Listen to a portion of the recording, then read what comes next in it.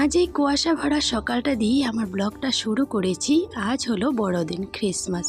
তাই দেখো সুন্দর করে আমাদের বাড়িতে স্টার লাগিয়ে দেওয়া হয়েছে। আজকে সোনার শরীরটা বেশি খারাপও বলতে পারবো না, আবার অনেকটা যে ভালো তাও বলতে পারবো না।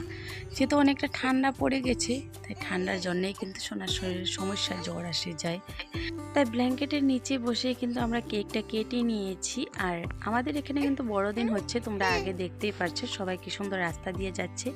তবে আমরা বড়দিনে যাইনি, ঘরে সেলিব্রেট করেছি। যেহেতু দুই সোনাকে নিয়ে যেতে পারবো না, আর তার মধ্যে বড় সোনাকে নিয়ে তো একদমই বেরোতে পারবো না, অনেক ঠান্ডা পড়েছে। আর আমাদের এই সুন্দর মুহূর্তগুলি একটু ক্যামেরাবন্দি করে নিয়েছি।